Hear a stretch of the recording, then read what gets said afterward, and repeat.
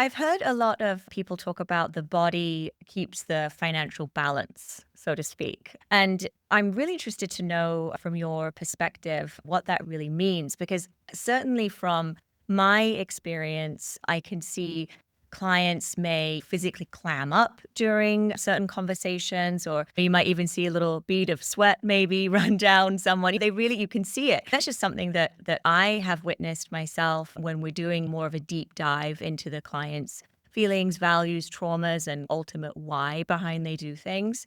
Is that a real thing? Is it a true Mm. thing that it's a physiological response? We talked about earlier in Maslow's hierarchy of needs, finances are a primal kind of need because it's about safety and security.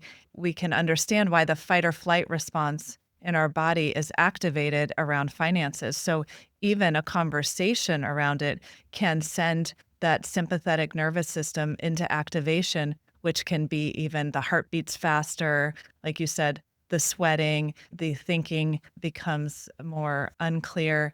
And so that's why you might see people either panic and avoid the situation because that's that flight response, or fight, they might act impulsively or get agitated, but it's because that fight or flight response is being activated. So it's not just in your office, but it might be around money in general. Let's say they are sitting down to pay bills and the fight or flight response comes up. And so they throw everything away and just ignore it, or they start getting worked up and start thinking, oh, I got to go gamble tonight to take some high risk behavior or something because that's that fight or flight response going into action.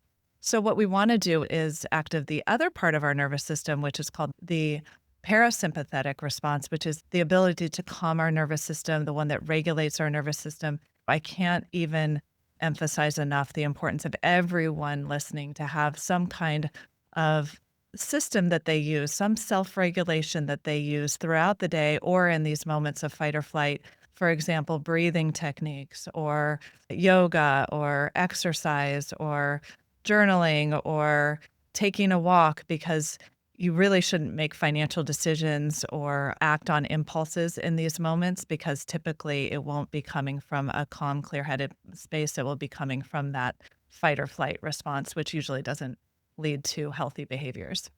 Another reason why it's so important to have that type of relationship with your advisor so that they can understand you in and out, so that we can allocate for those types of things within a client's budget. For example, if they go on retreats or if they do a yoga class or if something's just very important to them that keeps them grounded. Not that I'm going to get the clinical words right here, but to help them with that nervous system response. These are all things that can help people reach their long-term goals in a way that makes them feel very heard and very seen and ultimately just a happier person.